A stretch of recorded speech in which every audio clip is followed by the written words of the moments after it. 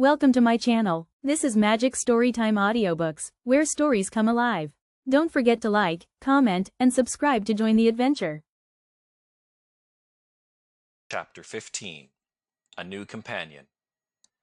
During this summer, I made the acquaintance at school of a boy called Peter Mason. Peter was a clever boy, from whose merry eye a sparkle was always ready to break. He seldom knew his lesson well, but when kept in for not knowing it, he always learned it before any of the rest had got more than half through. Amongst those of his own standing, he was the acknowledged leader in the playground, and was besides often invited to take a share in the amusements of the older boys, by whom he was petted because of his cleverness and obliging disposition. Beyond school hours, he spent his time in all manner of pranks. In the hot summer weather, he would bathe 20 times a day, and was as much at home in the water as any dabchick. And that was how I came to be more with him than was good for me. There was a small river not far from my father's house, which at a certain point was dammed back by a weir of large stones to turn part of it aside into a mill race. The mill stood a little way down, under a steep bank. It was almost surrounded with trees, willows by the water's edge, and birches and larches up the bank. Above the dam was a fine spot for bathing, for you could get any depth you liked, from 2 feet to 5 or 6. And here it was that most of the boys of the village bathed, and I with them. I cannot recall the memory of those summer days without a gush of delight gurgling over my heart, just as the water used to gurgle over the stones of the dam. It was a quiet place, particularly on the side to which my father's farm went down, where it was sheltered by the same little wood which farther on surrounded the mill. The field which bordered the river was kept in natural grass, thick and short and fine, for here on the bank it grew well, although such grass was not at all common in that part of the country. Upon other parts of the same farm, the grass was sown every year along with the corn. Oh, the summer days, with the hot sun drawing the odors from the feathery larches and the white-stemmed birches, when, getting out of the water, I would lie in the warm, soft grass, where now and then the tenderest little breeze would creep over my skin, until the sun baking me more than was pleasant, I would rouse myself with an effort, and running down to the fringe of rushes that bordered the full-brimmed river, plunge again headlong into the quiet brown water, and dabble and swim till I was once more weary. For innocent animal delight, I know of nothing to match those days, so warm, yet so pure-aired, so clean, so glad. I often think how God must love his little children to have invented for them such delights. For of course, if he did not love the children and delight in their pleasure, he would not have invented the two and brought them together. Yes, my child, I know what you would say. How many there are who have no such pleasures. I grant it sorrowfully, but you must remember that God is not done with them yet. And besides, that there are more pleasures in the world than you or I know anything about. And if we had it all pleasure, I know I should not care so much about what is better, and I would rather be made good than have any other pleasure in the world. And so would you, though perhaps you do not know it yet. One day, a good many of us were at the water together.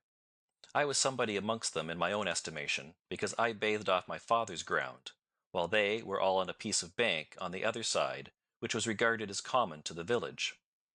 Suddenly, upon the latter spot, when they were all undressed, and some already in the water, appeared a man who had lately rented the property of which that was part, accompanied by a dog, with a flesh-colored nose and a villainous look, a mongrel in which the bull predominated. He ordered everyone off his premises.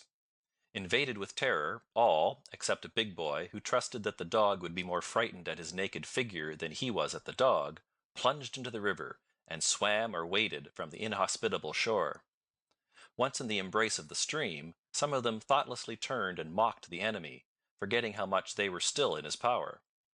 Indignant at the tyrant, I stood up in the limpid wave, and assured the aquatic company of a welcome to the opposite bank. So far all was very well. But their clothes, they, alas, were upon the bank they had left. The spirit of a host was upon me, for now I regarded them all as my guests. "You come ashore when you like," I said. "I'll see what can be done about your clothes." I knew that just below the dam lay a little boat built by the miller's sons. It was clumsy enough, but in my eyes a marvel of engineering art. On the opposite side stood the big boy, braving the low-bred cur which barked and growled at him with its ugly head stretched out like a serpent's, while his owner, who was probably not so unkind as we thought him, stood enjoying the fun of it all. Reckoning upon the big boy's assistance, I scrambled out of the water and sped, like Achilles of the swift foot, for the boat. I jumped in and seized the oars, intending to row across and get the big boy to throw the clothes of the party into the boat. But I had never handled an oar in my life, and in the middle passage, how it happened I cannot tell, I found myself floundering in the water. Now, although you might expect that the water being dammed back just here, it would be shallow below the dam. It was just the opposite. Had the bottom been hard, it would have been shallow, but as the bottom was soft and muddy, the rush of the water over the dam in the winter months had here made a great hollow. There was besides another weir a very little way below which again dammed the water back, so that the depth was greater here than in almost any other part within the ken of the village boys. Indeed, there were horrors afloat concerning its depth. I was but a poor swimmer, for swimming is a natural gift, and is not equally distributed to all. I might have done better, however, but for those stories of the awful gulf beneath me. I was struggling and floundering, half blind and quite deaf, with a sense of the water constantly getting up and stopping me whatever I wanted to do, when I felt myself laid hold of by the leg, dragged under water, and a moment after landed safe on the bank. Almost the same moment I heard a plunge, and getting up, staggering and bewildered, saw, as through the haze of a dream, a boy swimming after the boat, which had gone down with the slow current.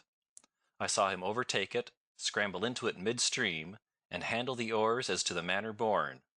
When he had brought it back to the spot where I stood, I knew that Peter Mason was my deliverer.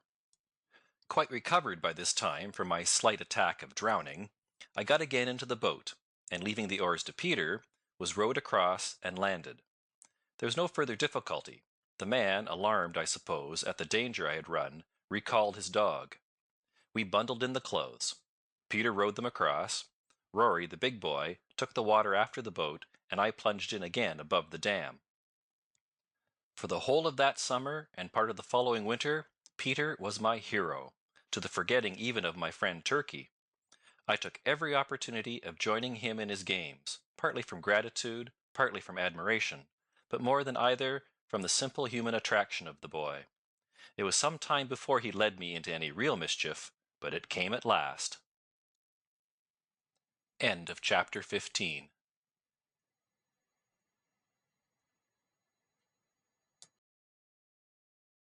Thank you so much for watching. If you enjoyed the story, don't forget to hit like and leave a comment. And of course, subscribe to Magic Storytime Audiobooks for more magical adventures.